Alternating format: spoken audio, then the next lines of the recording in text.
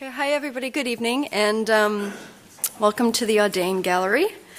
My name is Amy Kazimirchik, and I'm the curator of the gallery. I'd like to welcome you all to the Madness of History panel, which has been convened as part of the public programming for Althea Thauberger's Marat Sade Bohnice exhibition, which is curated by Melanie O'Brien with myself and is co-presented with the SFU's Institute for Humanities and the gracious support of our friend Samir Gandesha, who will actually be moderating the panel tonight. Our vision for our conversation is to situate Marat Sade Bohnice in time and space by articulating key events, figures, social contexts, and political pressures that inform the work in its presentation. The articulation of time and place and players is already a part of the work's legacy. We read it in Weiss's title for the play, The Persecution and Assassination of Marat, as performed by the inmates of the asylum of Charenton under the direction of the Marquis de Sade, which does give us some geography, some key players, a historical context. In the opening credits for Peter Brooks's film adaptation, which gives us the company that's presenting it, along with the title, and in fact the entire cast credits in the opening to set the space. And in the title of Althea's work, which is altered to match the temporal, geographic, and political shift of performing it in Prague, which shifts it to the Charenton Asylum under the direction of as performed by the Prague-based experimental theater company Akanda for the staff and patients of the Bohnice Psychiatric Hospital. And there's it on the front window of the gallery here, which further situates it in the location that it is being exhibited. To introduce the panel tonight, I'm going to present a timeline of relevant histories, focusing primarily on late 18th century revolutionary France, when Peter Weiss set his play Marat Sade, mid-century post-war Germany, where Peter Weiss wrote the play, late 20th century post-revolutionary Prague, which informs the current context of the Bohnice Asylum, where Althea produced the work, and early 20th century Vancouver, where the work is exhibited. And I put timelines on everybody's chair, most people's chairs, and if you don't have a copy or there wasn't enough, we're also going to put it online after the event. And it is a full detailed timeline that I've compiled along with Jerry Zaslove and Marina Marrow, and I'm going to do a sort of Cole's Notes introduction to it. Many people have contributed their ideas, questions, and concerns to this event. Melanie O'Brien, of course, Althea Thauberger, both of whom are with us in the audience tonight, Brady Cranfield, Helen Reed, Jerry Zaslove, Marina Marrow, Yann Pfeiffer, Samir Gandesha, and our visitors and audiences. So one of the things, just to introduce this timeline, that has been a reoccurring response of people who have come to see the exhibition is that they feel that the film is, or the video is overwhelming, it can be chaotic at times, and it's incredibly complex. And when I was doing research for this timeline that's on your chairs, I had very similar feelings. And I realized that the work feels that way because it's saturated with over 400 years of history that doubles, loops, stammers, accelerates, and regresses. And it's very, very palpable when you're seeing Althea's video. I found this quote in doing some research, which I think actually very accurately expresses this experience, which is, madness is an excess of subjectivity and a passion for countering the contradictions of experience by endlessly complicating the interpretations that experiences can have. I'll leave you with that. So I'm not going to go through this in detail, but I do want to just point out maybe some interesting corollaries that are going on, or some kind of just waves of energy that are going on through this historical period. In 1645 was when the Charenton Asylum was established outside of Paris. At first for people with illnesses, and later for wealthy people who were labeled insane at the time. Around about 100 years later, the Marquis de Sade faces multiple incarcerations, mostly for the mistreatment, sodomy, and poisoning of sex workers and domestic help, not for his literature at this time. And he has a brief stay in Charenton, following that should say 1777, Jean-Paul Marat is a sought-after court doctor for the aristocracy, which is, of course, very interesting because he relinquishes this position to join the revolution. So the French Revolution happens, and both the Marquis de Sade and Jean-Paul Marat become elected to the National Convention and actually become allies in the revolution.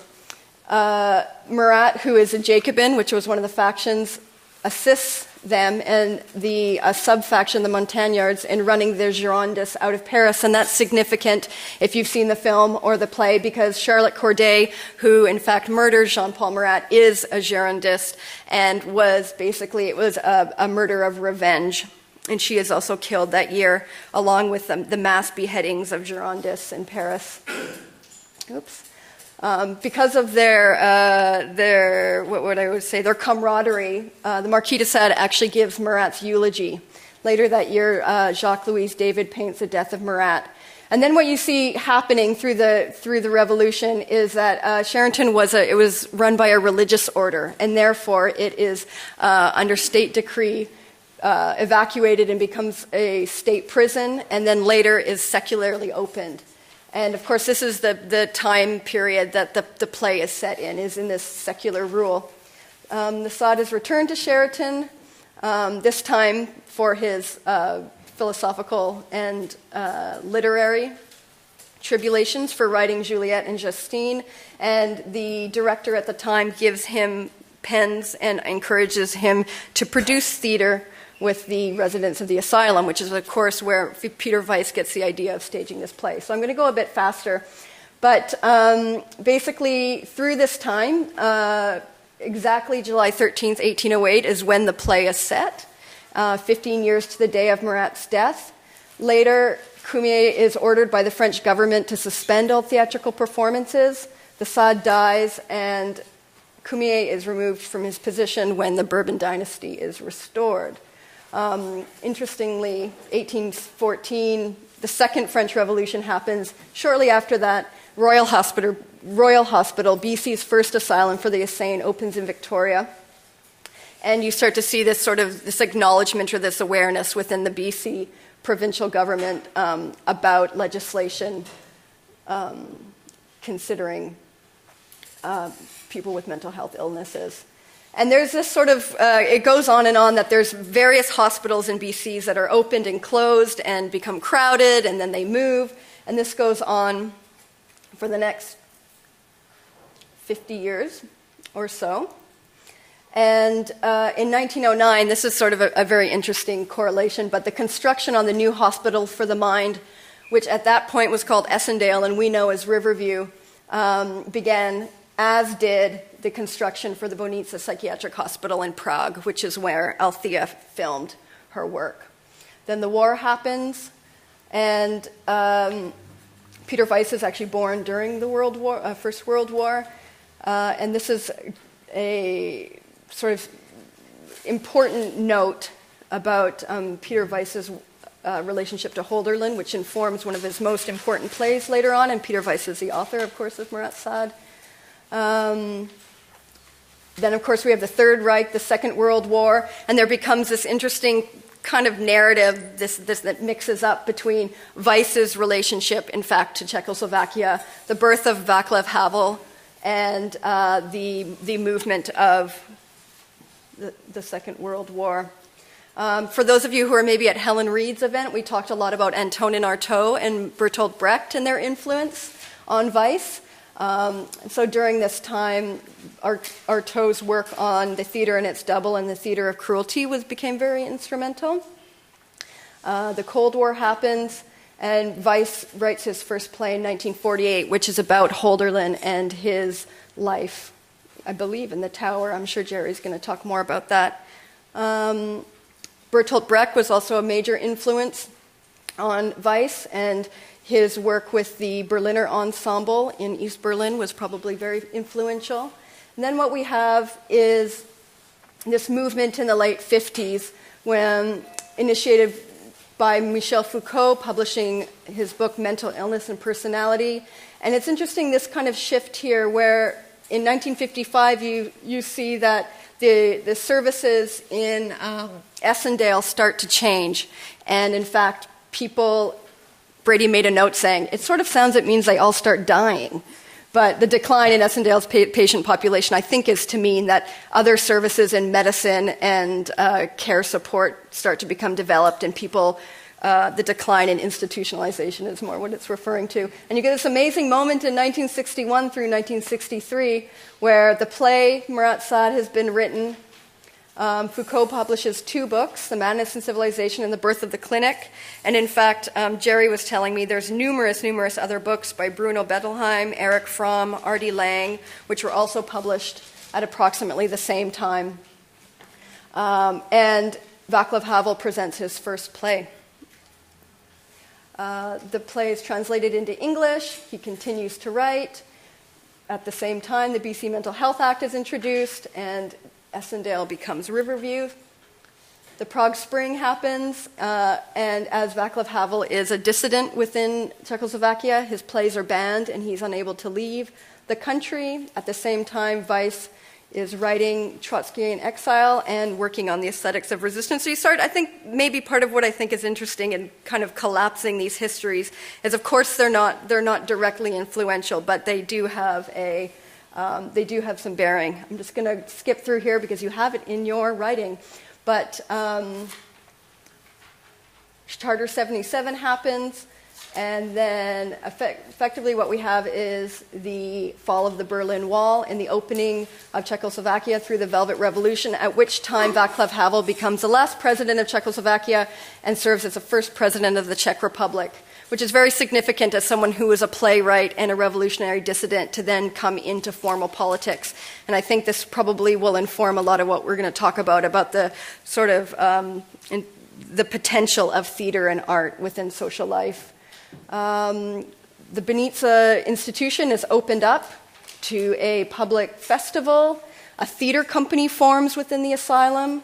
The first Czech National Conference on Psychiatry is held there. An international conference on de-institutionalization, and at the same time, a lot of reform is happening within Riverview and within BC itself. And in 2011, the Pradelna Bohnice art space forms in the psychiatric institution, which is where Althea produced her film with the Akanda Theatre Group.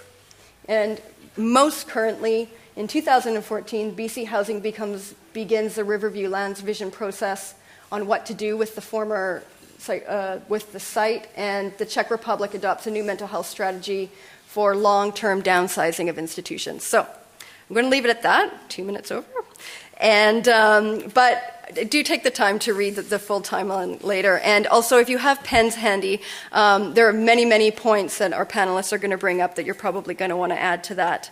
I just wrote down this quote, which I thought was also fitting for this moment, which is the last line of Marquis de Sade's in the play. And perhaps I'll just skip to the very last. So for me, the last word can never be spoken. I am left with a question that is always open, and is maybe a good place to start in terms of trying to reconcile this history. The very last 3 lines of the play. When will you learn to see? When will you learn to see? When will you ever understand? I'm just going to introduce Samir Gandesha, who's going to be our moderator tonight. Samir is the Associate Professor of Modern European Thought and Culture in the Department of Humanities and the current Director of the Institute for Humanities at SFU here. He is a co-editor with Lars Rensman of Arendt and Adorno, Political and Philosophical Investigations, and is finishing a book with Johan Hartl entitled The Poetry of the Future, Marx and Aesthetic. And we're so happy to have you with us. Well, thank you very much, Amy. I'm delighted to be here tonight. Before I go on to introduce our panelists and talk just a couple of minutes about the format of the evening, I'd like to thank you, Amy, and Melanie for curating this wonderful piece and for putting together these talks, and this panel in particular. We're really delighted at the Institute to be able to do these kinds of events in collaboration. I'd like to thank Althea for being here. It's great to have her present. Coincidentally, I'm just coming from a Marx reading group, which was on the 18th Brumaire, which was a failed revolution in France in 1848.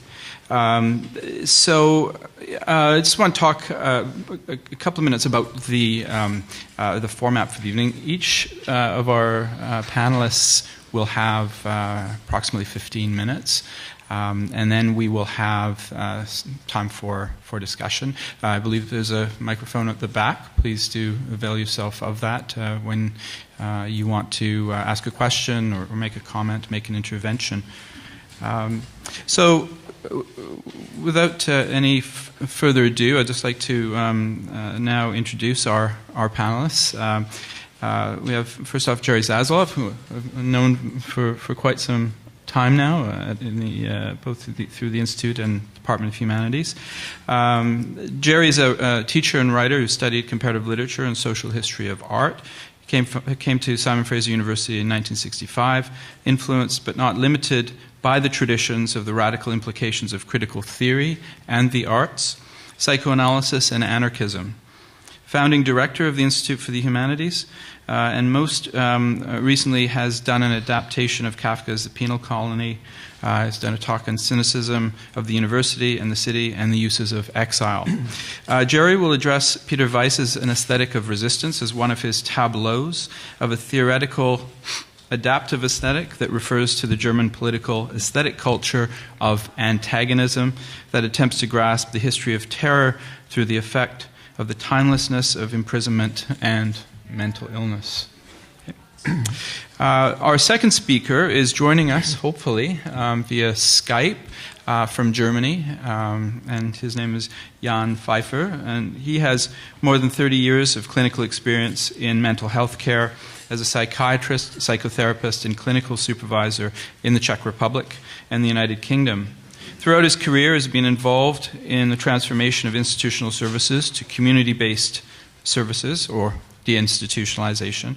He has worked as a consultant for many international bodies, including the WHO, the European Commission, the Council of Europe, the Global Initiative on Psychiatry, Higher Commissioner of Human Rights of the United Nations, and Lumos Foundation.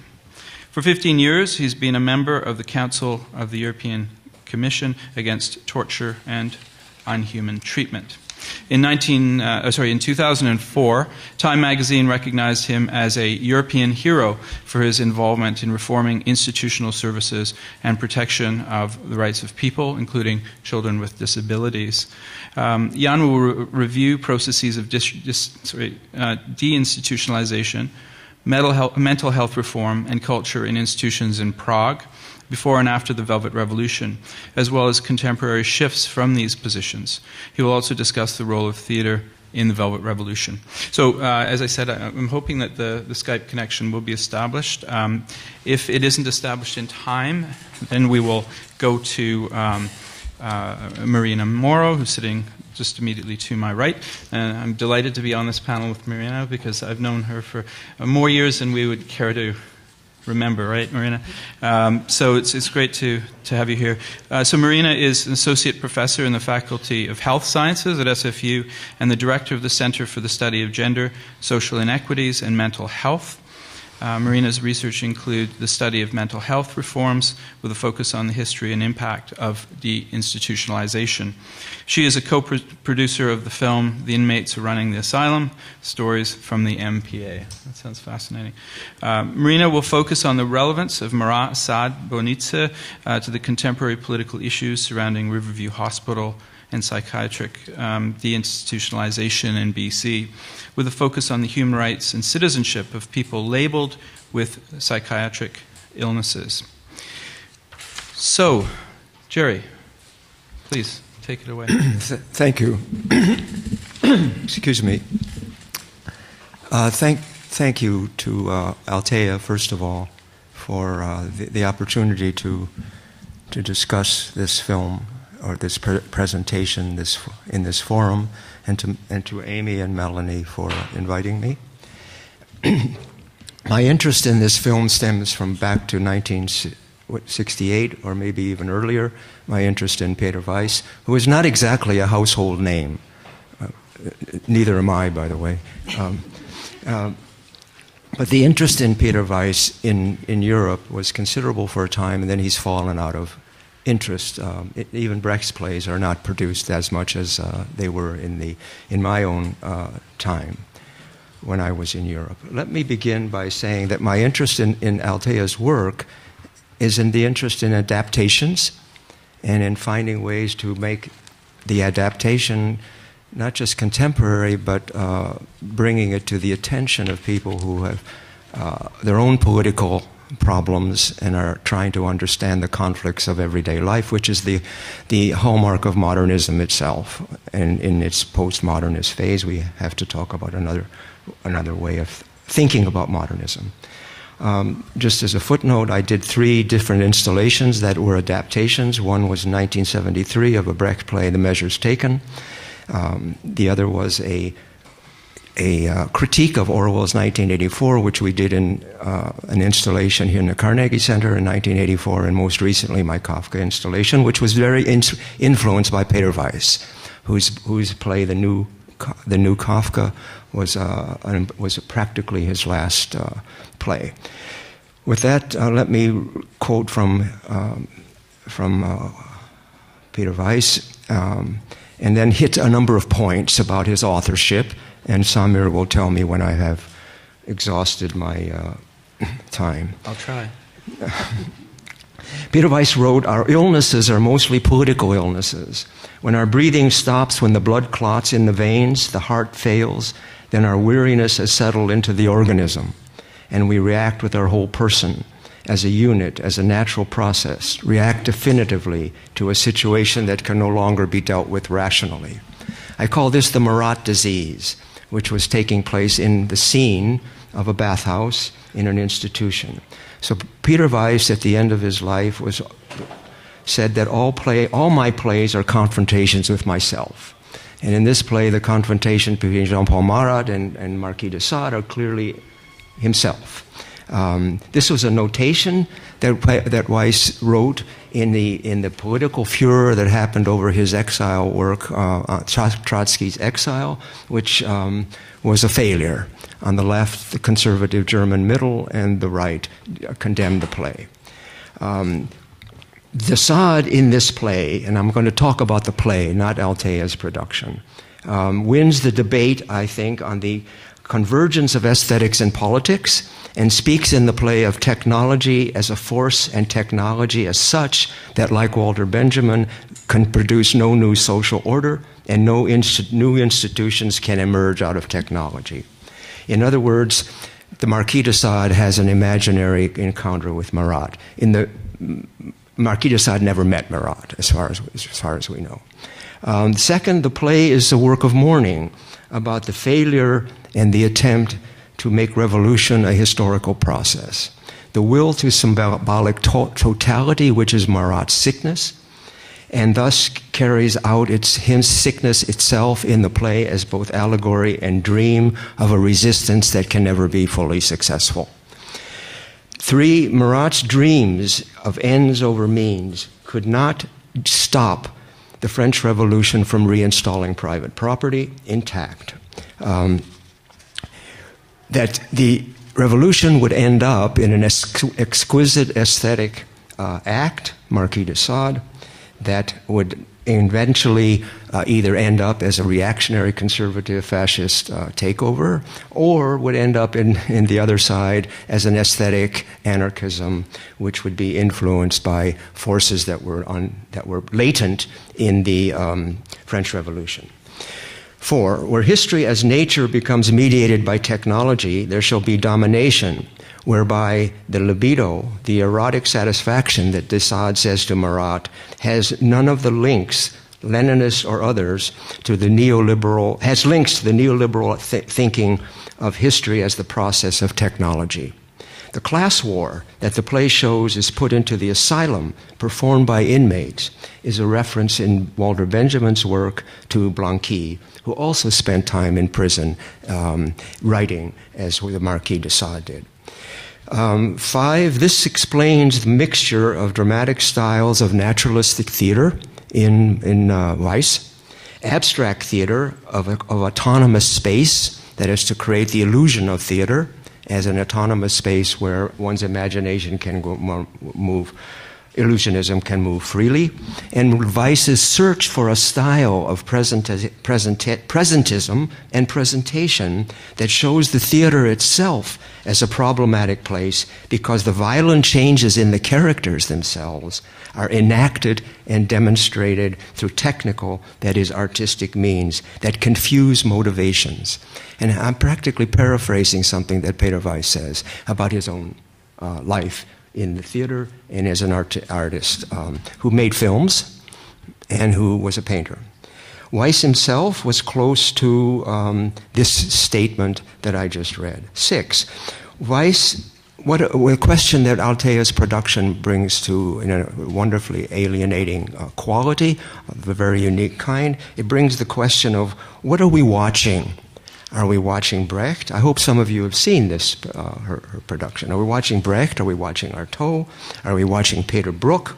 The ending of the play that Weiss's play is not Peter Brook's ending, I would have to say. Are we watching Blanqui? Are we watching Trotsky? Are we watching Thauberger? In a sense, we're watching all of those.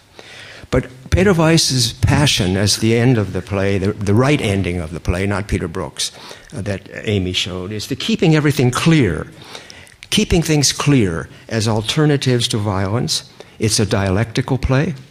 Charenton was a political prison, a penal colony, and this is where the influence on my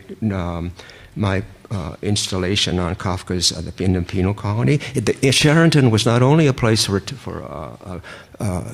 seriously psychiatric maladies, but it was a place for misfits, for social crimes, and aspects of political marginal figures. So the question that Althea's production raises, which is what raised by Peter Weiss himself in his plays, his many plays, is how many texts are there in this? How many texts are there in Marquis de Sade? And that's what I call an adaptive aesthetic. There's the French Revolution, the radical Kantian, Hegelian critique in de Sade's dialectical presentation of, he orchestrates Jean-Paul Marat and presents him as a problem in what I would call perversion and creativity. So the perversion that pervades the play in its psychiatric setting, becomes a metaphor for creativity itself. The play is influenced by... Am I okay? I'm not okay, really. I've got too much to say. Everything's relative. Yeah. That was an alienation effect. Right? The play is influenced by a long-standing German tradition of mixing styles. This is what Walter Benjamin was writing about in the work of the play of Sorrow or of Mourning. It's influenced by Georg Büchner, the messianic, apocalyptic Russian constructivists, Meyerhold and Eisenstein. It's influenced by Brecht. Nietzsche lies in the background, and as Amy said, Artaud and surrealism. And having said that, I should make there's a footnote here in my longer paper that his ongoing struggle with and against surrealism, Peter Weiss. He never was happy with surrealism, but he tried to find a home there. The contemporaries, so he finds himself a compatriot of contemporaries who attempt to grasp a form of presentation that would question theatricality itself. This is Max Frisch, it's Marianne Fleischer, Dürrenmatt, the Berliner Ensemble, Dario Fo, and these playing with the carnivalesque, the theatrical conventions that are actually a hallmark of German theater that go back to and French theater too, with Diderot and Rameau's nephew. It's a special discourse in Peter Weiss, and I refer to a tableau. His imagination thinks in tableaus, right? And here his tableau, his artistic side as a painter, is influenced by Kafka, Bruegel, Dante's, the Simplicissimus caricature of the 17th century, Giotto. That is the compilational tableau that Marquis de Sade creates.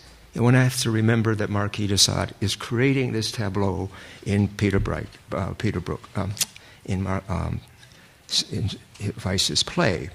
The other of the tableau is the phantasmagoria of the delusional mind.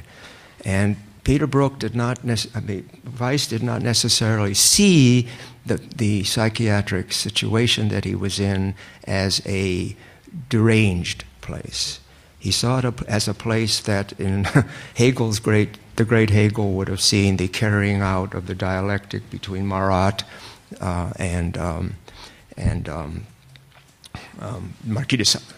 At the same time, Peter Weiss is inflected with the Central European radical pessimism of anarchism that was briefly referred to by one of the characters in your show as the Hašček and Švejk aspect, which can be found, by the way, in Czech theater, in writing in Hrabal, and also in Milos Forman's One Flew Over the Cuckoo's Nest, which is, how much? 5 minutes, okay. I'm almost done. Also, Peter Weiss found himself in the middle of the exile world. If you know his biography, which I don't want to go into, the contemporary post-war communist and anarchist inspirational events that could have an affinity with the reception that allowed it to be transported and translated and transported across borders. The Living Theater, Samuel Beckett, Anti-Psychiatry, Amy mentioned some of these, R.D. Laing, and so forth, and the Dialectics of Liberation conference that took place in 1967, at the time when I first discovered this play and used it in my classes. The 1967 movements in my own history, although I come from another world, the 50s, which is also Peter Weiss's generation, movement that created the appetite for anti-institutional critique of psychiatry. Frederick Wiseman's films, as some of you know, the anti-war films of that period. So the question is, one of my last questions is that what is the total effect of a play that is overlaid with references in a mise-en-scene portrayal of a force field that is theatrical almost to a fault, but is almost but not quite situationist in its presentation. That is to say, it's the cut-up, the prison house of our perceptions are played with, and I think Althea's play plays with those perceptions that end up in the idea that the performance itself is an end of itself, and that performance itself is a political act. That performance itself is a political act. Finally, the distancing effect of the performance that is this, I think, is the success of her artwork as against Peter Brook's, is that Peter Brook's gives us what the Germans call a Gesamtkunstwerk, a total work of art, and that the alienation effect is so aesthetically perverse as to reincorporate us into the play itself without the critical perspective that I think your performance does. So Brook's Gesamtkunstwerk is a heroic expansion of Peter Weiss's play, and the purity and conceptual essayistic quality of Peter Weiss's play that questions the kind of theatricality that produces the kind of world that we're in today, whether it's in Crimea, the Ukraine, or down the road in the idea that our illnesses are mostly political illnesses. I'm ending with going back to the aesthetic of perversion, which is Marquis de Sade's great insight into this play. I think Marquis de Sade is really the hero of the play, in terms of contemporary events, which is, we can talk about that, my restlessness about the performance. So my final statement here, and thank you for the time, is that the play is itself, thinking in the terms of its literary performance, is a requiem for a failed revolution. And here I'm basing that on Walter Benjamin's Play of Sorrow, and that the play should not give us an alibi to use that helps us deny our desire to be like Marat, which is part of our desire. Equally, to be complicit with the aesthetic forms of denial that, as de Sade says throughout the play, are Marat's affliction. His sickness is, underneath his political radicalism, is the desire to take over the world. De Sade understands that, but from what point of view? So he says that de Sade says in the play, your revolution is really only a prison mutiny. It's really only a prison mutiny seeking personal annihilation. And I think, in a way, that is a very profound statement that he puts in the mouth of the Marquis de Sade. Thank you. Thank you, Jerry.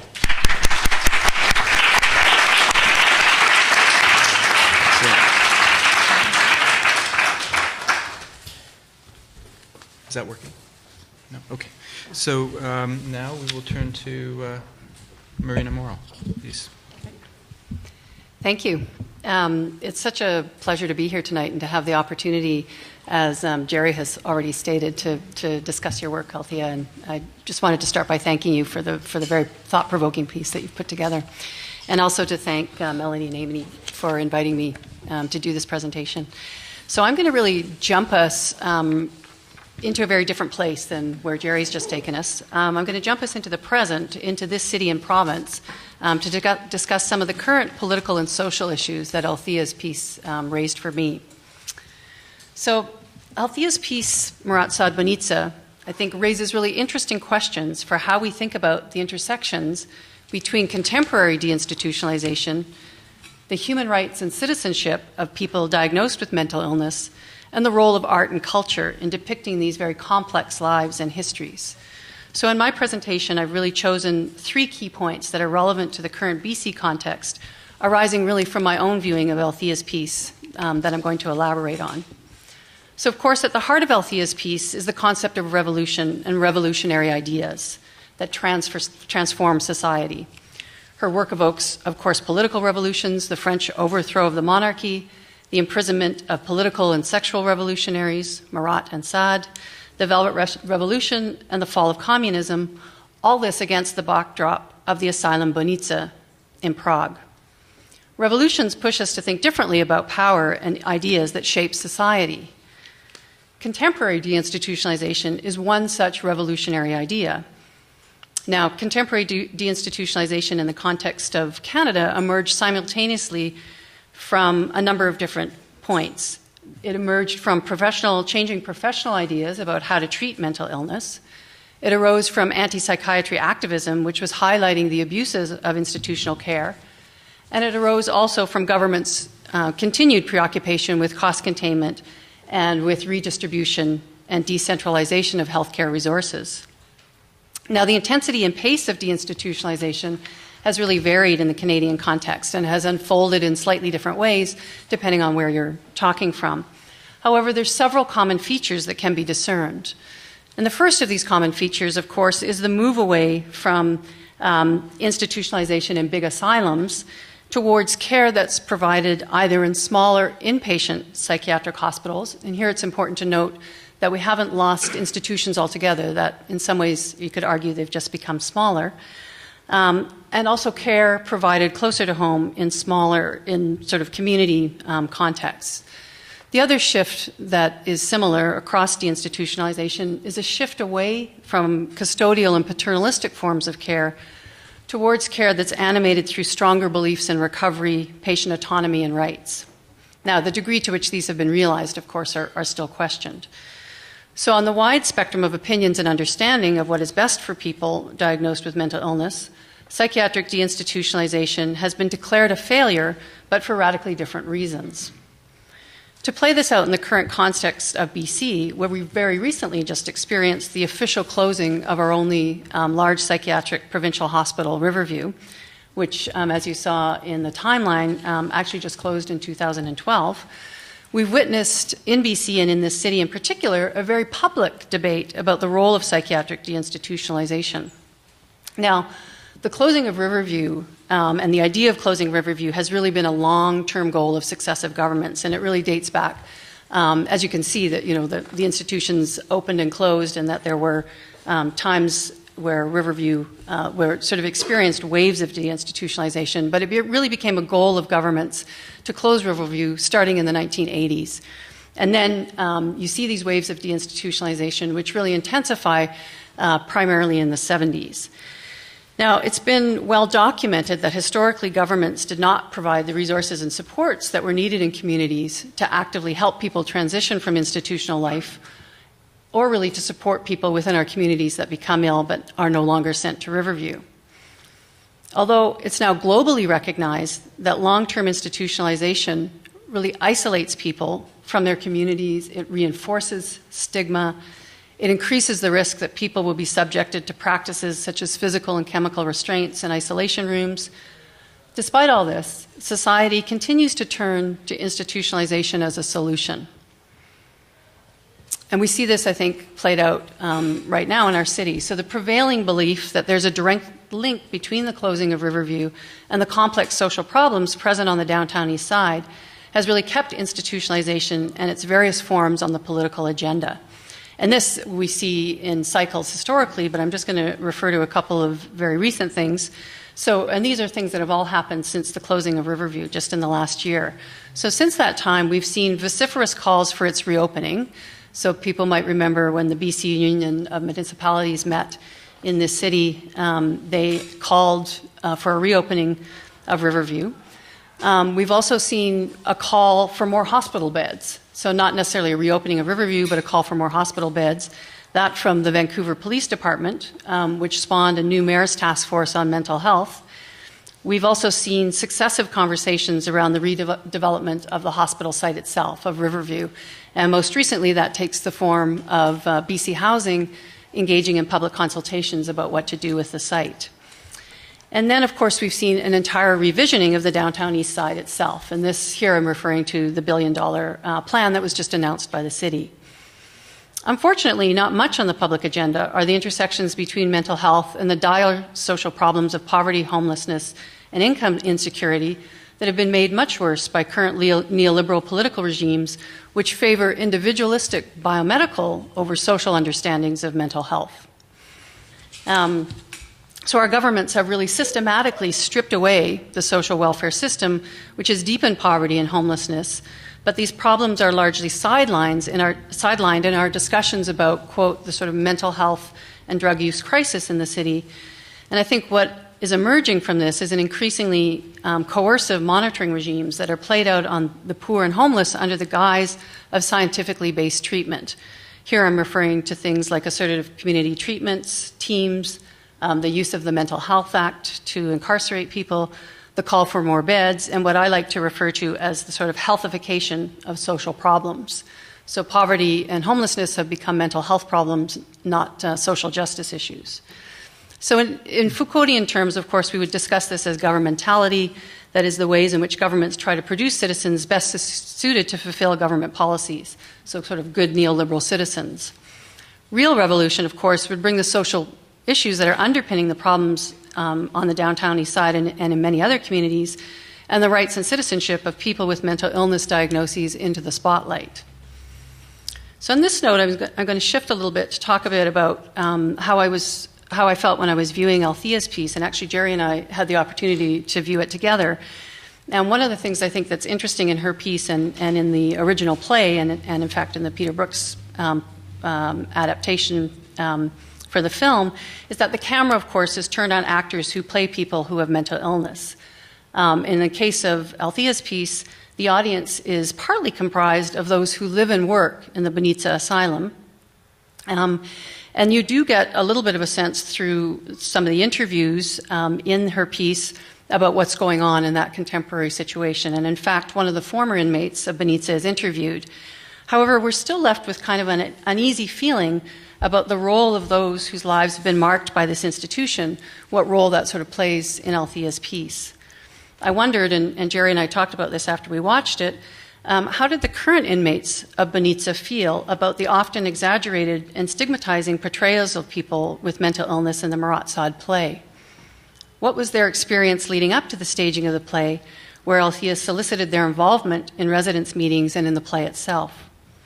Thus, I think the question of voice and viewpoint are central to the piece. Foregrounding the lives and experiences of people directly affected by psychiatry are thus key, I think, to any artistic or research venture on this topic. Especially, I think, those voices that challenge expert knowledge, the kind of anti-science that Foucault speaks of, which has the power to desubjugate historical knowledges and reactivate local knowledges. In my own work, In my own work, I've increasingly come to appreciate the role that history, particularly histories that are given cultural public space and expressed through art, like the work of Althea's, play in generating debate and discussion about contemporary issues and can act as a catalyst for action. So I'm going to tell you just a little bit about an example from some of my own work with a group of national historians who've been working on a project called Open Doors, Closed Ranks, Locating Mental Health After the Asylum. In this project, we're studying the histories of deinstitutionalization in several cities in Canada, and Vancouver is one of those cities. And the work that's arisen from the team here in Vancouver includes myself and historians Megan Davis and Gerta Boschma, and the MPA Collective, which is a collective comprised of a team of people who lived the early history of Riverview's deinstitutionalization in the 1970s as former patients. That collaboration has resulted in a film, a documentary film called The Inmates Are Running the Asylum, Stories from the MPA. And that particular film tells the story of the founding of the very first organization in Canada, which was originally called the Mental Patients Association. And it was run by people who'd come out of Riverview and their allies who were on the cusp of brewing their own revolution in mental health. This was a revolution that pointed to the government betrayal of not providing adequate crisis services and housing to people leaving Riverview. It was a revolution challenging the unquestioned dominance of psychiatry and psychiatrists. And it was a revolution in terms of thinking about the power of collective action in providing what still stands as one of the most innovative organizations for empowering and changing the lives of people who've lived institutionalization. And just to tell you briefly about this film, at the center of it is a young man named Lanny Beckman, who at the time was an aspiring psychologist who dropped out of UBC because of a mental breakdown. Lanny at that time was a participant with others in an outpatient day program in the city, and he learns one day when he comes in to attend the group that one of his fellow patients has committed suicide on the weekend. And one of the reasons he's committed suicide, or one of the reasons he was unable to get help, was that there were no crisis resources, no 24-hour crisis resources at that time in history. So this is the early 70s. He looks around and says to the psychiatrist who's running the group, well, maybe shouldn't we be able to sort of share our phone numbers so that we can get in touch with each other, at least if the professionals aren't working. And the head psychiatrist completely discourages this and says, this is just not something you can do. So he actively defies that psychiatrist and runs a notice in a local paper and calls a public meeting. And at that public meeting, about 100 people show up. And from that, the organization MPA emerges and starts to provide housing, jobs, and renewed lives to its participants. So it's a very interesting tale, and also I think in the running of that organization, there's that sort of boundary blurring between who are the patients and who are the people that are helping the patients.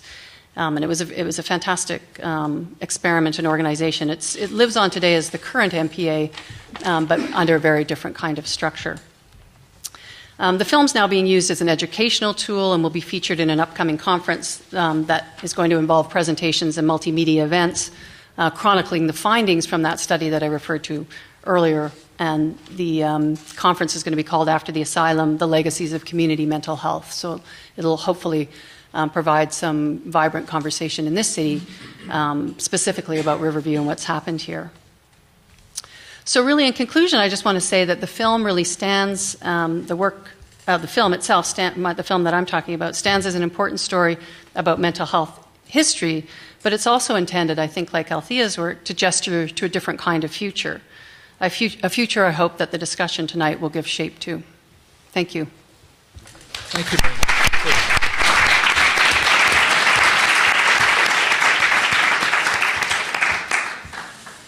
So I think we're trying to establish a contact. What are the chances? We've got him on the telephone upstairs. We're having difficulties making a Skype contact with him. Okay. So maybe if you could have the discussion. Absolutely. We'll launch into the discussion, and if it so happens that we do establish a connection, then we'll go to Yann. It'll be spontaneous. So, yeah, thank you for your efforts. Okay, so we have ample time now for comments, questions, interventions. I'm kind of curious what the MPA has morphed into. Yeah. So the gentleman there asked, what has the mic will circulate. What has the MPA morphed into? So it's now changed its name to Mental Health Empowerment and Achievement, and it's actually one of the largest mental health organizations in the city, providing housing, primarily housing, but other kinds of support. But it is now run by professionals. I think it has some peer-based programs.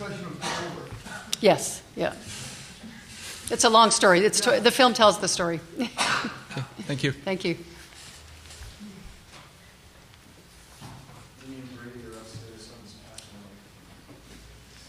Yeah, thank you both. Thank you all. Jerry, a quick question for you. It's Glenn. You were saying that it was your interpretation that Sade was the hero of the play, and I wonder if you could say some more about that. Well, that was a throwaway to talk about hero in this play, because there are no heroes. The question of heroism, I think, comes up only in the sense that I think in the debate that I think de Sade, who is aesthetically, artistically, I mean, as Althea is aesthetically and artistically the creator of the play within the play, that because de Sade creates this play, he creates Marat, right? And I think the lion's share of the debate goes to Marquis de Sade in this. Now, what I mean by heroism is nothing more than de Sade in the play, Peter Weiss's play, not this one, says that history can't be recalled. You can't turn back. You can't redeem history. And that's a profound observation, I think, because the history of, in a Hegelian moment, and Peter Weiss knows about Hegel, the history can't be turned back because you can't recover the bloodshed of those who have been murdered, right? And I think Marquis de Sade said, if you attempt to do that, you're only aestheticizing history. I think that's in there. Now, having said that, also I think there's a moment in the play, I'm talking about Peter Weiss's play now, that de Sade wins the argument about what Walter Benjamin calls resignation without hope. That is to say, he accuses Jean-Paul Marat of resigning underneath the bravado, underneath the will of the people, right? Is a resignation to something that Marquis de Sade feels is inside of Marat. That's just an extension of my point that Marquis de Sade has the last word. The last word.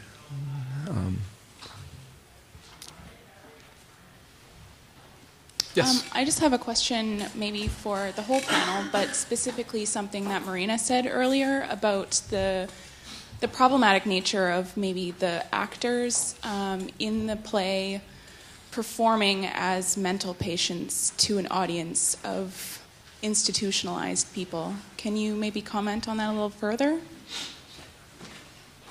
That'd be interesting. Might be interesting to get you, Althea, to comment on that, actually. Do you want she the might microphone? need the mic, yeah. Yeah, if we could have it passed forward, that'd be great. Because I believe that wasn't, the audience was broader than that, much broader than that. Yeah, hi. Thanks for the question. So, of course, that's a problematic, and one that you'll find in the editing is very deliberately reinforced to be scrutinized. And part of it is, of course, one that needs to be addressed in the placing of that text, of that play, of that work in the setting that it was, and that I felt needed to be addressed. And therefore, and many reasons, of course, for that. I don't know if we should maybe switch to the Skype now. I'm happy to take this question after, because it's one that, of course, is very important. But since Yann is on the line, we'll switch to him. Sorry for the awkwardness of this. Oh, well, no, that's... To managed to get Yann back in. That's great. That's great. Speak in the microphone. Yann, can you hear us? Yes. Excellent. Hello, thank you so much. Can you hear me? We can hear you. You can see a crowd? Yes, yes. Excellent. We're doing good. I'll take it. Yeah. With Yann, welcome on behalf of the panel and the organizers. We have introduced you. I've introduced you. So I think we're pretty much ready for your remarks. So anytime you're ready, please. Yeah, I'm ready. Wake up. And we also understand it's quite early in the morning where you are. I think it's something like 3:30 in the morning. So we also understand the context in which you're working. So please. Yeah, I'm in Strasbourg. I'm in Strasbourg, France. The CPT committee, which is a committee against the torture and human treatment, and we go to the different places of detention, including psychiatric hospital all around Europe, and just now we're here always a week and looking for the rebels. That's what I'm doing here, just now in Strasbourg. Good, wonderful. So, yeah, we're very interested to hear your remarks on the piece. So, Okay. Well, unfortunately, I couldn't hear what the others were talking about. I just happy to share a little bit my experience with the context of where this happened. It means this Prague, Bohnice, and psychiatry, and get you a little bit in a picture.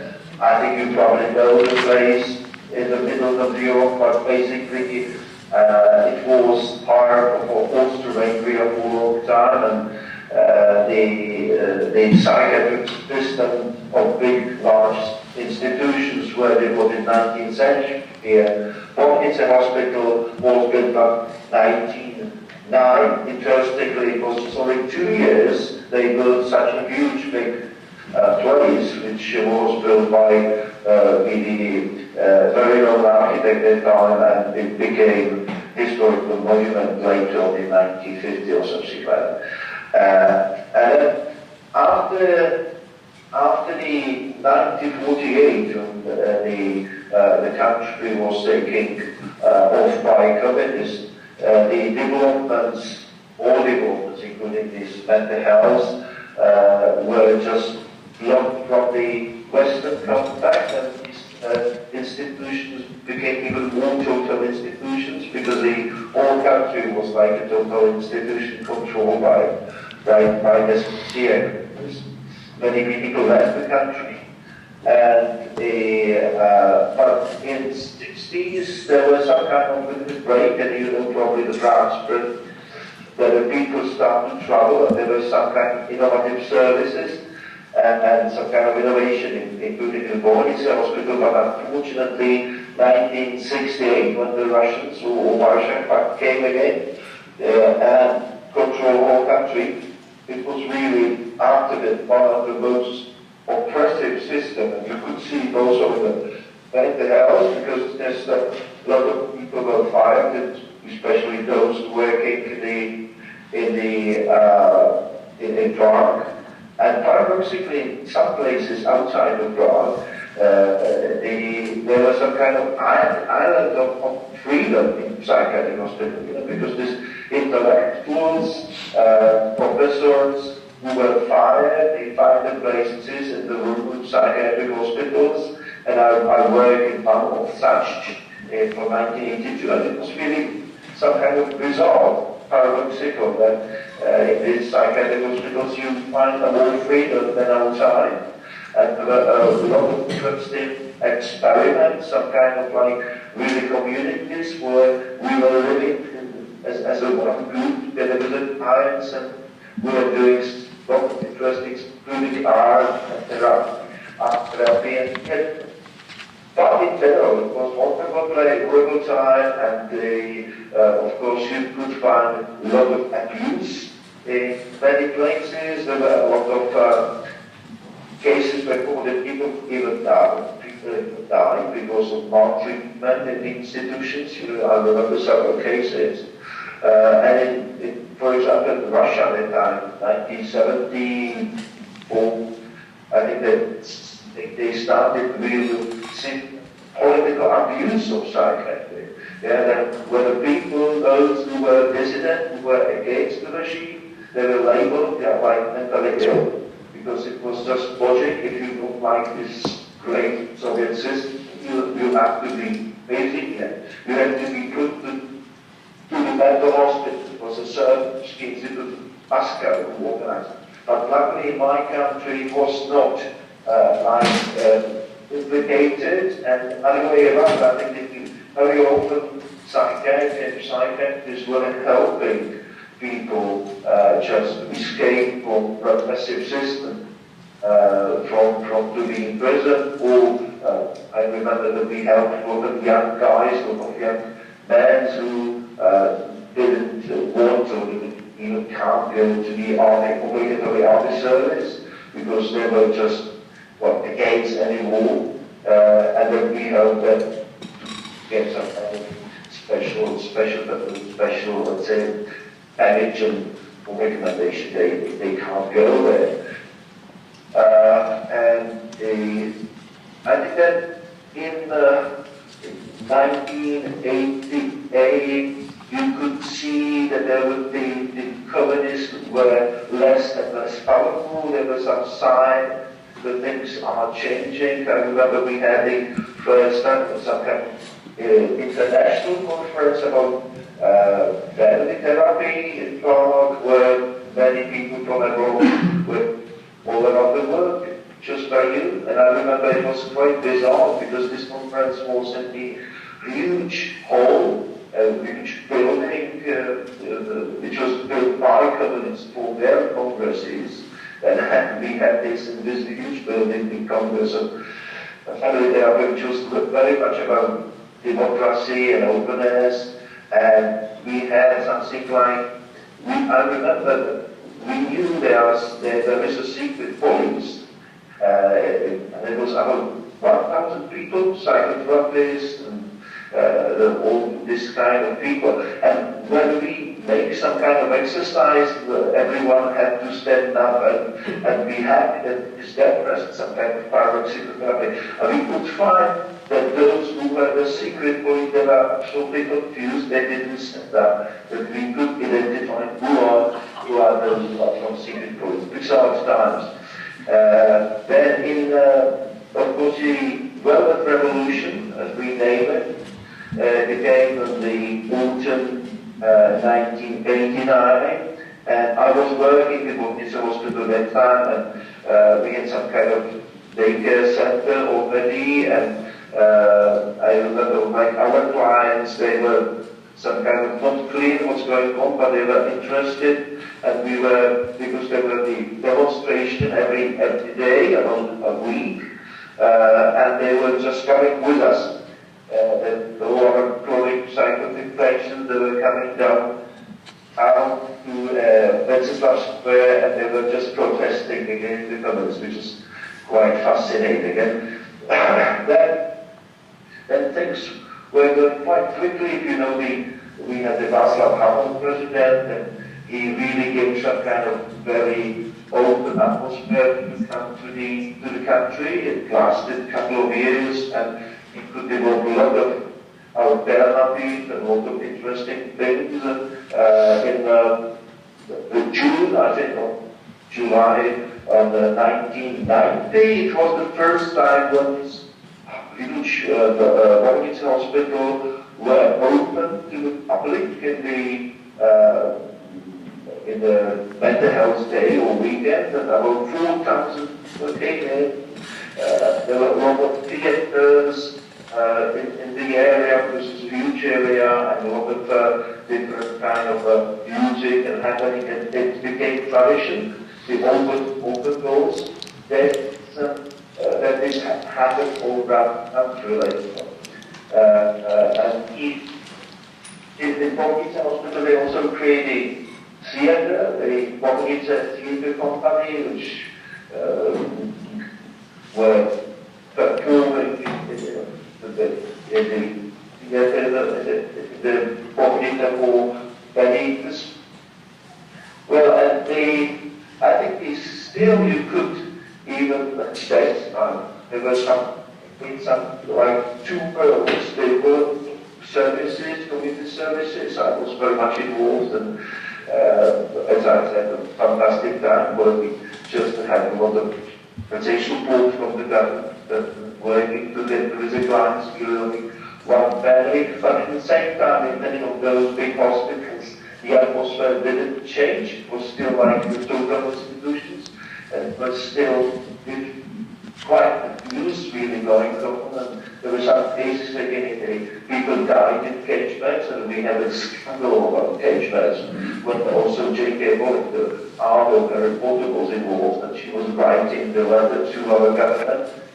But later on, I think it was 2007, this practice was banned by the law, and there was the new policy of closing down social care homes because they were very similar like psychiatric hospitals, which is going on just now. It's still not finished.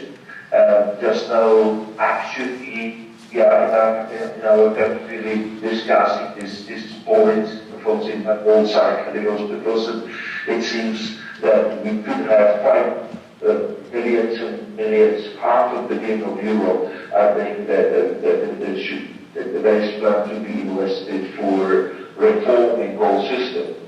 That is, hopefully, this total institution will be really the past, and hopefully the clients can read like everybody else, as it is, for example, in a Convention on the Rights of People with Disability clearly said that everybody had to be normally doesn't have kind of disability.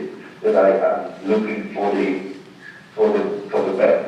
better future for those who are just those excluded from all who are excluded. I believe that is our to them. And I think this theater, this Marat Sade, it was a very special experience, and it shows some kind of paradoxicality of theater in a total institution. Yeah, that's basically what I want to say, and I'm happy to continue and discuss and answer the questions. Okay, well, thank you very much, Yann.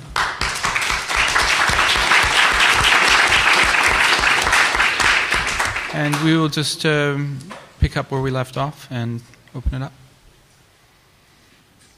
I was just thinking that maybe... hi, Yann. It's Althea here. I don't know if you can hear me. Hi. Nice to see you. Just before you started, there was a question that was directed to me. And it was a question about the kind of problematics of presenting a play in which mental illness is enacted to actual patients and staff of a psychiatric hospital, and how that plays out in the film, but also I think how it played out during some of the performances. And so I was just going to respond to that quickly, but I was wondering if that might be something that you might be able to speak about too, since you attended one of the performances and maybe had some discussion about that. So yes, it's definitely, sorry, it was you who asked the question, right? Okay. So it's definitely an important issue in the film and an important consideration in the work. In a way, you could say that the play itself, is there a problem with these kinds of depictions as like written into a script? And then is there a further problematic in presenting them in the setting where an analogous setting to where the play takes place? And I think that those are important questions and sort of a test of the script, perhaps, to be placed in there. I don't have a great answer for it. I don't think that there was, in terms of the responses for the actual residents of Bohnice, people were not offended at all, actually, or didn't seem to have that.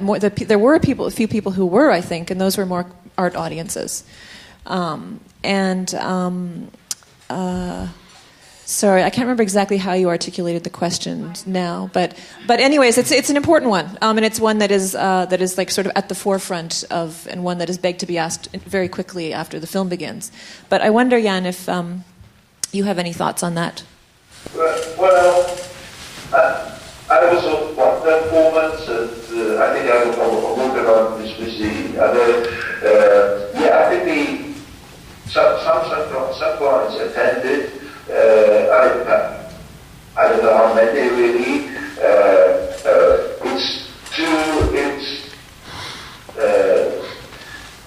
It was some kind of special, which probably was attractive more people outside than clients inside. This is also the question, really. And I think it's important to be sensitive to do such things like when people are coming to Zoom, just to go to the Bohnice hospital to see the performance about how the mad people in that house are playing about the Marat Sade. But I didn't see any ethical problem with it really, because just who wants to come, they come, and who doesn't want to come, he didn't come. I'm not sure if I get fully the questions, but I understood if there is any problem to play such thing and confronting the clients. I don't think that's the problem. Maybe I don't fully understand the question. I think our other panelists would like to address that as well. Ooh, that's terrible.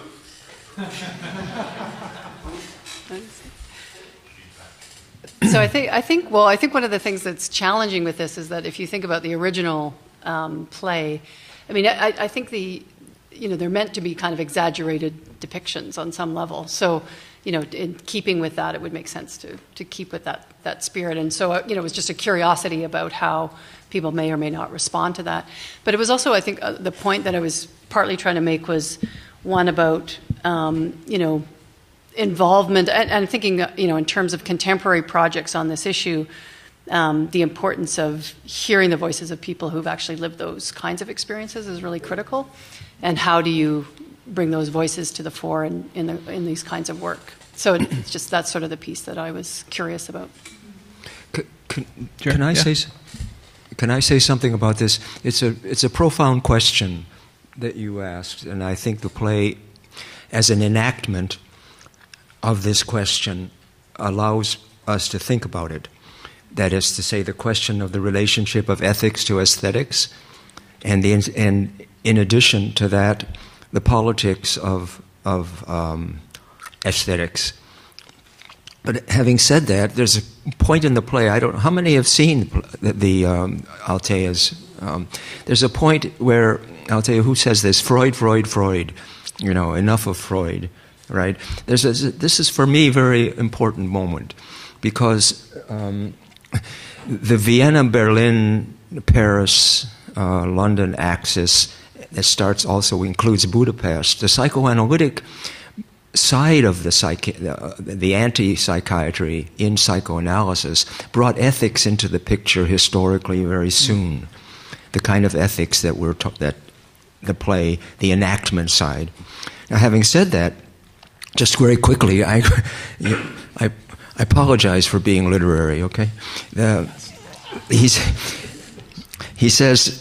Peter Weiss says, the aesthetics of resistance is a probe into the psyche of specific characters. He's talking about his own book, his big mammoth book.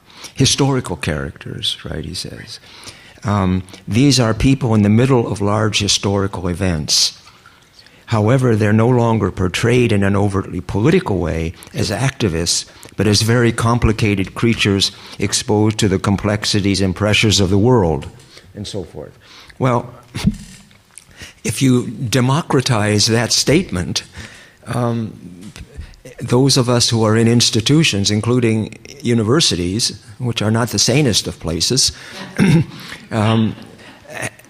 are facing large historical events, right? And I think the play helps us think about those larger historical events in terms of the kinds of institutional ethics that psychiatrists may or may not be good at explaining. So my point here is, not only are there ethics being dramatized in the play, but Peter Weiss is thoroughly aware of that, even if he's not always in control of it, right? And the problem in the Trotsky play that he was condemned by the left, the middle, and the right about was that he was bringing up the question of the historical ethics of assassinating Trotsky. Anyway. So, Yann, I just want to check in. You can hear us? You can hear the panelists? Yes, I can hear you. Okay, good. Just may make a quick footnote to that. There's been a recent book, and just very quickly, I don't want to... Marina has more to say about this than I do, that the role of psychoanalysis in Russia, in the Soviet Union, was very, very complex historically. That is to say, it's not a simple matter of saying that the Stalinists killed it. Of course, psychiatry in the service of the state is another question. More questions, comments? I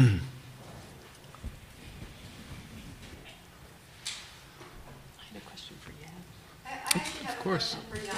Okay. And actually, I'm a bit curious about if Marina has a correlative answer for different regions. Yann, can you hear me? No, I can't hear you well. Oh, no? Is it gone off? I see too much echo. Too much echo. Do you want to try this one? I'm just going to go use this one then. Can you hear me now? Oh, good. I have a question about, in your time, in your work, your field of work, and in the institutions, and in your time with the EU, you've seen, I'm sure, many things move forward, and then many movements take steps back and return to themselves. And I'm wondering whether it's philosophically, ideology, physically, materially, politically, what do you see as being some of the greatest hindrances to people's own, like Marina's saying, people's own voices, people's own experiences, people's own desires being recognized within these forms of therapy and these institutional circumstances? What are the barriers? What are the essential blocks? I'm not sure I fully get your question. Can you make it real short and simple, but yeah, I'm stupid. That's okay. What makes achieving things that you want to do difficult? Well, I think there is several obstacles. One of the obstacles is, I think it's very much one part is that it is very much for the power. If you have some system which has a historical roots and having gained the power of these huge institutions, for example, they of course are fighting for their positions and these directors and staff and all which is around. This strongly exposed in every country, strongly against the change in the beginning that you have to really explain people. They are trained, they will lose the jobs, and you have to train them. It's not okay. I think that's one part, yeah, that the institution, especially programs, that we have some kind of tendency to be ongoing, even over the historical period. I think the second is just the prejudice of the societies really. I think the mental illness is especially prejudice. If you have the film or somebody who's like the blind psychotic is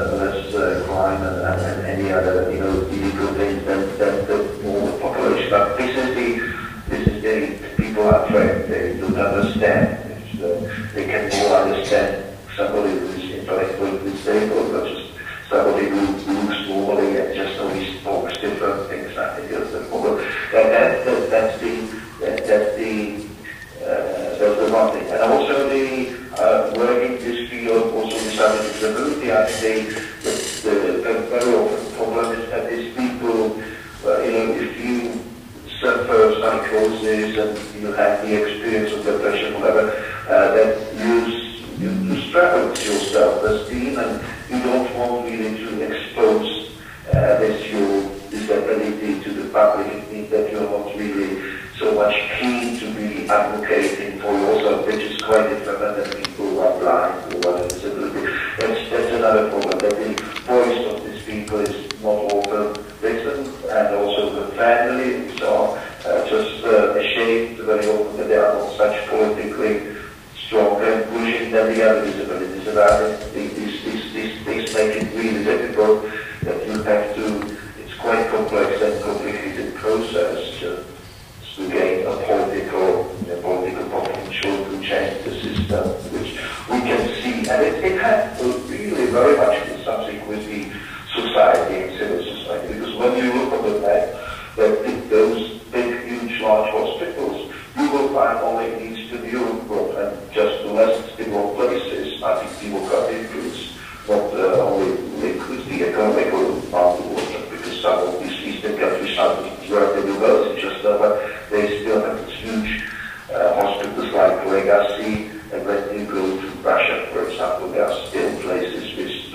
3,000 people in. It's horrible.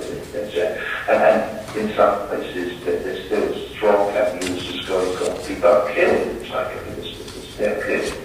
Violence is very horrible. And practically, it will take time. Okay, well, thank you. You have another question from Marina. Well, actually, I was gonna respond to. Okay, sure. If that's okay, I was going to respond to Amy's question in this context, because I was thinking, as we were talking, that if you take this sort of at a macro level, I was thinking two of the big barriers, I think, are, I mentioned in my remarks, biomedicalism. So the increasing kind of move towards understanding anything to do with the mind as biomedical, and as a disease of the brain or as an illness like any other physical illness, which really kind of and carefully kind of shuts out any kind of social or political context for understanding the different ways in which people experience the world, right? Or experience, we may want to also call it illness, right? So biomedicalism, and then I think that reinforced through neoliberal political developments. So here I'm thinking of two things. I'm thinking of neoliberalism in the sense of, the shrinking welfare state. So, we have less and less kind of supports in the Canadian context for housing, for, we don't have a living wage in this city. All of these issues come out of very deliberate and particular policy decisions that have been made over the last 20 years in the Canadian context. And that then props up a biomedical kind of understanding, because it's like, like I said earlier, it's a health issue. It's not a social justice issue anymore. So we just have to find specialized supports for certain kinds of people. We don't have to talk about homelessness and poverty in a more general way. And the other way, I think, in which neoliberalism props up biomedicalism is it really pushes this kind of individualistic understanding of people, so that it's, it's individual illness. It's not, illness occurs in a context. It occurs in a social, historical, political context, and all of what we're talking about today sort of illustrates that. But that gets completely kind of annihilated in that kind of a framework. So I think for me, in the work that I do, I think those are the two biggest barriers for shifting the way we think about this. Right, great, thank you. But Yann, go ahead.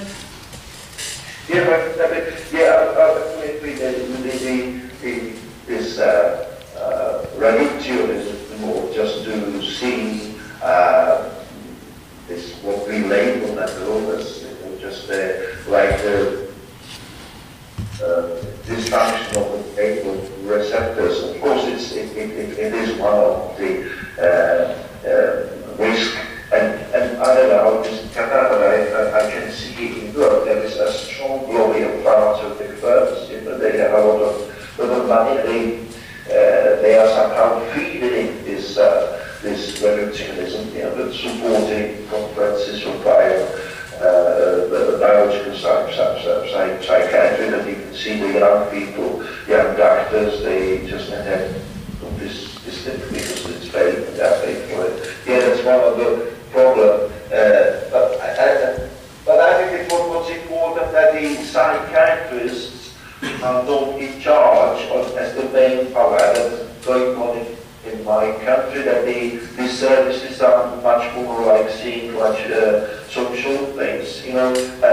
actors are one profession, but not a leading profession, which is important. Then you have broader point of view and broader understanding of what people say. Could I make? Am I okay? Go ahead.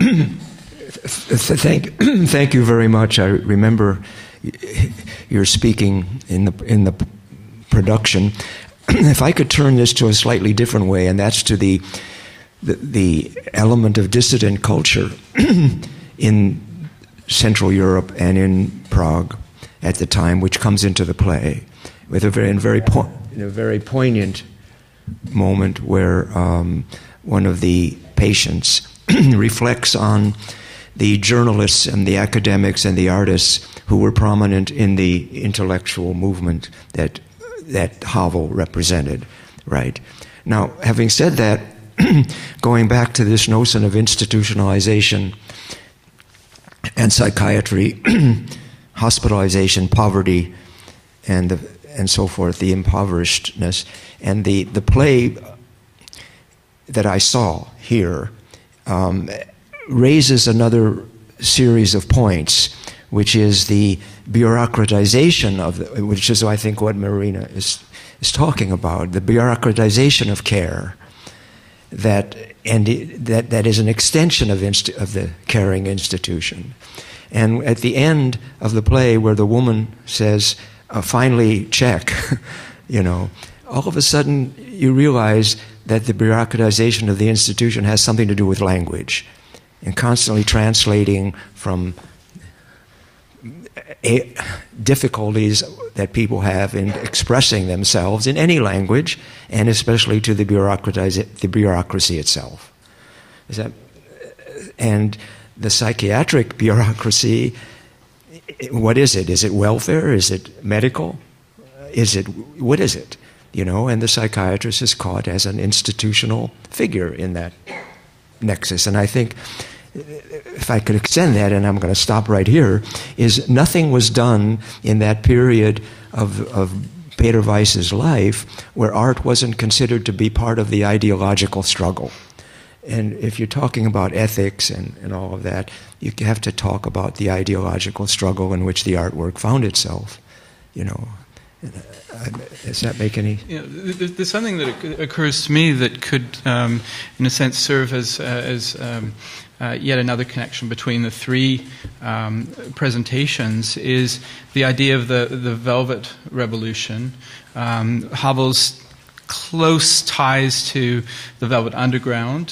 He, I think, brought back some records from New York when he visited in 1968. He was at a UN-sponsored conference there, and he would also discuss, the matters of state with people like Frank Zappa and Lou Reed on television. Yann, I'm sure you know this. But Lou Reed, early on in his career, was subjected to electroshock therapy, right, which he documents in Kill Your Sons. Right? He goes back to it over and over again. And so there's this, in a sense, connection between the experience of the institution, right, and that music, which had a huge influence on the dissident scene, right, on the Samizdat, through the plastic people of the universe, which had, I think, quite an important role to play, subsequent role to play in the events of 1989. Well, Charter 77, Patochka's role as a key dissident and what they did to him. So I think there's an interesting thread that goes through anti-institutionalization, the aesthetic moment, and ends up in Prague in 1968 and 1989. So I thought I'd throw that out there because it's important for that history. So, anyway, more comments, questions? Yes, Trevor. A different kind of question for the Vancouverites, Jerry, Marina, or Althea, and to bring it home spatially and in time. First of all, spatially, 80 feet above our heads is a facility housing for the hard to house, built by the Portland Hotel Society. Most of the residents have some form of mental illness and or addiction. Bringing home in time is that today Minister Coleman announced a audit of the Portland Hotel Society. And quite disturbingly, this was preceded about a month ago by comments about the advocacy role that the Portland Hotel Society was taking, first and foremost on Insight, which will be a creation of the PHS, and then also more generally advocating for the residents of this community and so on. Now, when I see that pattern, I kind of test bubble about so bad advocacy, and then a formal announcement by a minister of an audit, and he pointedly says that all options are open, including closing them down. I think it'd be very interesting to talk a little bit about this as a manifestation of power, ideas, and mental illness. Mm-hmm. Who's auditing? Any of you want to start, Jerry? Provincial government's going to audit them. No, who's auditing the auditor?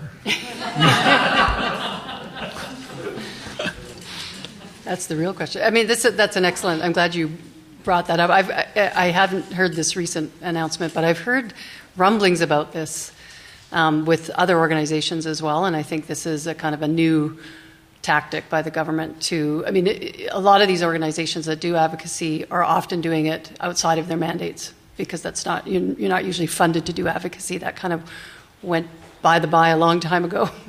And so it's very interesting that there's kind of a more active attempt to suppress advocacy in particular in this city. I think it's very, very troubling. And that also is part of a larger attempt to exclude people from participation within civil life. You see that in the so-called Fair Elections Act, right? That's definitely targeting marginalized, already socially excluded people from participating electorally. Right? Yeah. So, well, is that Trevor? Who's? Yeah. I thought it's very hard to see back there. Yeah. So we have another comment. Do you want to grab the mic? Just so I was also going to say if anybody else in the audience wanted to respond to that question. Hi, my brother-in-law was diagnosed as schizophrenic when he was like 17, and it's been I've known him for 40 years, and in those 40 years he's gone through the most amazing labyrinth of hell that one can describe, and one of the things that has proven over time is that without the family to be his advocate, he would be long dead.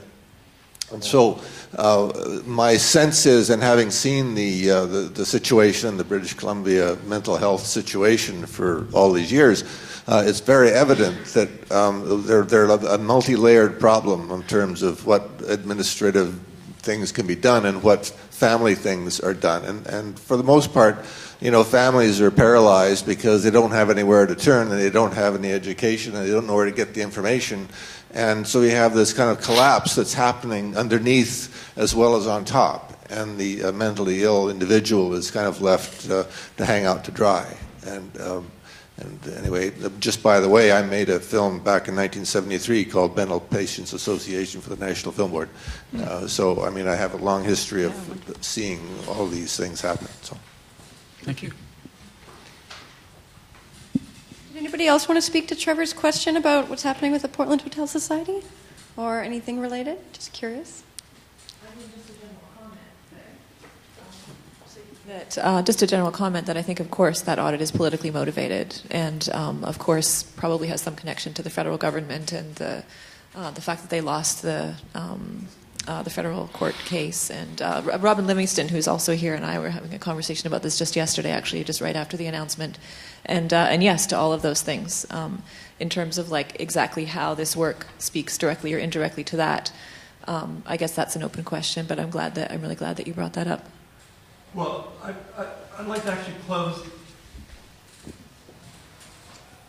If this is happening, I think it'd be interesting to do a kind of psychoanalytic analysis of these strategies of control. It's very evident in the federal government that they will starve organizations of information. This is why they took on Stats Canada for nominal savings, because those stats could be used for social advocacy reasons, etc. You can make a case for there being injustice with numbers, so you kill the source of numbers. Then Environment Canada, similarly, you would have data about the state of ecosystems and species, etc. You downsize that. So it just strikes me as there's broader strategies of control and reduction, etc. And since these are plays, all three plays, Althea's, Brooks, and then Weiss's, where issues of control are central to their narrative and to the playing out of power. I just wondered if any of you would like to maybe come at this current situation, maybe from a more psychoanalytic or theoretical perspective.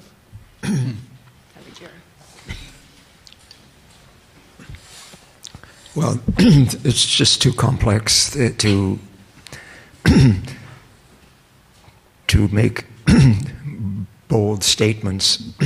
But I think Marina's given the clue here to talk about poverty and homelessness, which is a social and political question and can't be reduced to simple mental phenomena.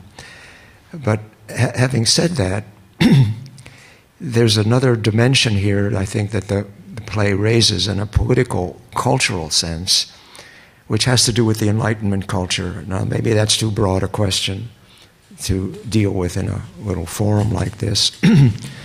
But the way in which the psychiatric establishment, and whether Tony's comment here is accurate reflection of I can't say in terms of health, and you have to comment on this.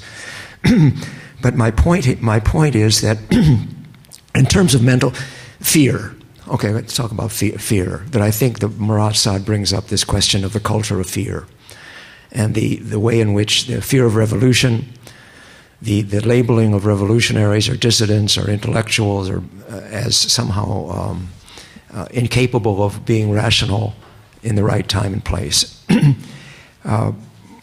What I'm saying there is that probably the general public has less knowledge of either psychiatry or psychoanalysis than almost any other public sphere aspect of our lives. And that lack of knowledge, right, I'm turning the question away from the issue that you're raising about political control, but the lack of knowledge contributes to the way in which the establishment can use itself as a means of control. So where's the critique? Where does it happen? Well, it happens in academia. It happens in journalism. It happens with the kind of extremely complex organizations that Yann is involved with, in reformist organizations. And this is the Great Enlightenment Project. The Great Enlightenment Project that has to enlighten the public. That's not a very good answer, but it seems to me it says that we know very little, the common person knows very little about either psychiatry, psychoanalysis, or mental illness, and yet is frightened to death about the consequences of it because it's all in our families. There's not a person in this room who's not touched by it, right? Not a person in this room who's not touched by it. Marina? Well, I was thinking as you're talking about, the role of evidence, and the kind of clampdown in the Canadian context on science and evidence, but then at the same time, the ways in which only certain kinds of evidence get used, and there's this, as you're talking about, Jerry, this kind of, therefore, kind of control over what kinds of treatments are even seen as appropriate or, best practices is sort of the language that gets used. And so that, only certain kinds of ways of thinking about the problem even enter into these bureaucratic sort of processes. So that's something that came up from your comment. From the earlier speaker's comment about the family, I thought it was really interesting. I was thinking about how in the latest round of deinstitutionalization at Riverview, one of the catchphrases or one of the sort of reasons behind moving people from Riverview was to bring care closer to home. And this was, of course, part of healthcare regionalization more generally. So the idea was, you wouldn't have kind of centralized treatment anymore. You'd have people being able to be treated in their own locales, right? So there was a lot of sort of discourse about care closer to home and moving people closer to home. And of course, when I did a very interesting kind of ethnographic piece of research looking at what was happening to people that were moving, and so many of them have been institutionalized for so long that they had no ties to home anymore, and many family relations had been disrupted, et cetera.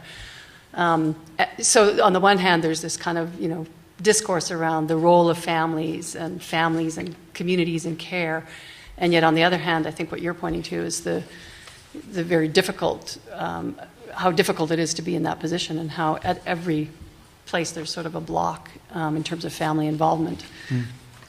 I'm wondering if Yann would like to come in on this discussion. The previous question was really about the conditions of knowledge production, how psychoanalysis and psychiatry participates in knowledge production. Would you like to speak to that, possibly from a European perspective?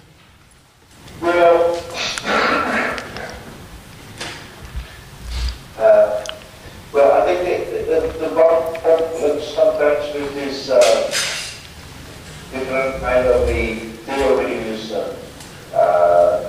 concept in psychoanalysis world, and the risk is that you lose the person, well, we don't know. I think it's clear the things are not clear, but then the mind is really mystery, and we could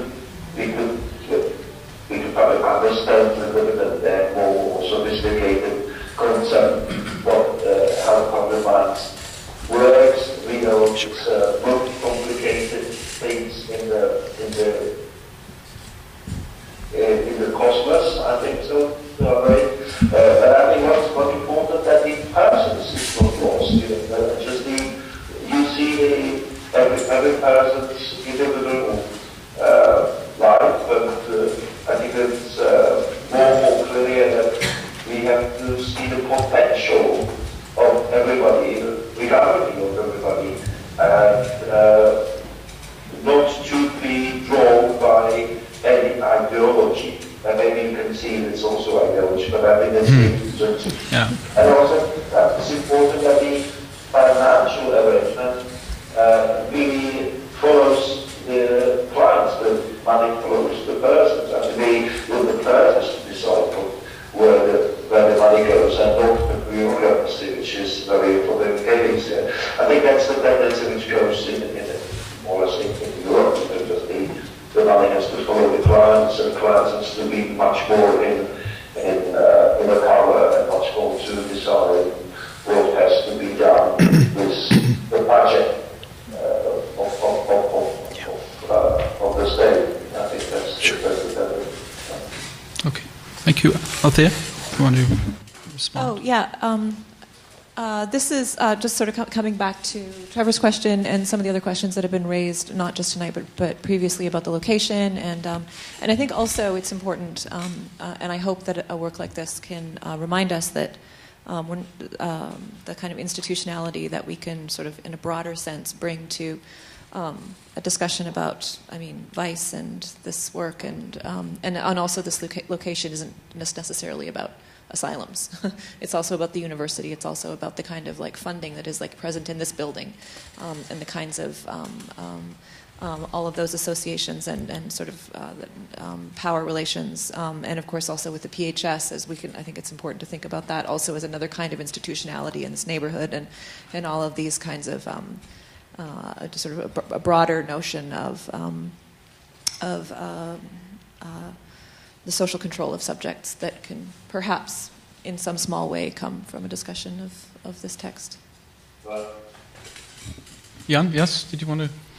Yeah, well, I think exactly this risk of institutionalization of everything is just, you have to be very mindful that also in everything can, you need the institutions to have some kind of order. And then it's the risk that institution became the total institution, like Hoffman described. And that's, it could be university, but it could be also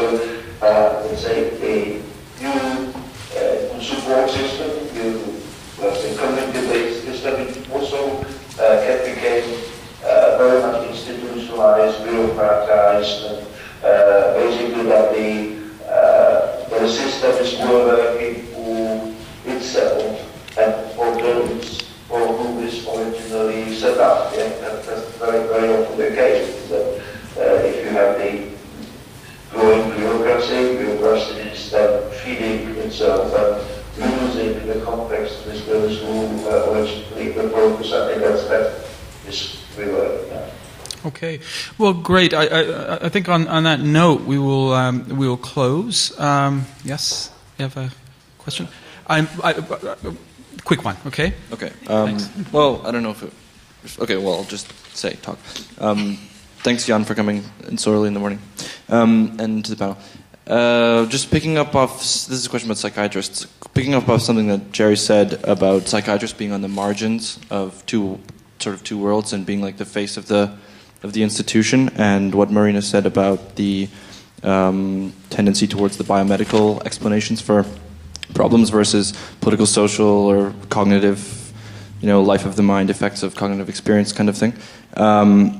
I'm wondering, what is the solution to this particular problem, this tendency towards the biomedical? Like, do you think, and this is a question to everyone, do you think psychiatrists need to be more politically upfront or more politically active in their explanations and like willing to take the risk of giving a sort of more political or rather personal explanation for a problem rather than diagnosing some brain disease? Should we expect something different from a psychiatrist than from another doctor who is primarily a sort of expert in a field rather than a person who has opinions that are not scientific but maybe help? Thank you. Well, we'd like to take. Yann may want to say something about this, but I guess I would just say that I think there is a long history of psychiatrists who I think have been political around these issues, and so and many of them I think have really contributed amazing kinds of critiques to their own profession and the way of thinking about that. So I certainly would think that tradition would be important to carry on. Yann, I'm sure you have more to say on this. You can find really very critical of psychiatrists who, like Zaslove, people who are just really very open-minded and just were talking on the other hand. I think there is the psychiatry is such of the term psychiatrist was 1805 or something like that, created in Germany. When this large psychiatric institution were built up, and I think they were built up by the unsigned contract with the society. You psychiatrists you will get the power, but at the same time you will control those mad people, and you will just the same society. They will not bother us. This power agreement was somehow from the beginning of all stories of psychiatry, just there's other branch of medicine. I think that's the special. And this issue of power and control is very much there. I think what's important that the psychiatrists are not those who follow the system. They have to be one of there's an expert, there's their expertise, but I think it's important, it's really multidisciplinary and democratic system. Yeah, and that's one solution. I remember when I worked in the UK, and it was 15 years ago when this reform was also very much ongoing there. And it was interesting to see two cultures, the new people, especially social workers, nurses, they really handle the public, and these old consultants, which were used to quite controlling it in all these areas, control the system and life. And these two cultures couldn't go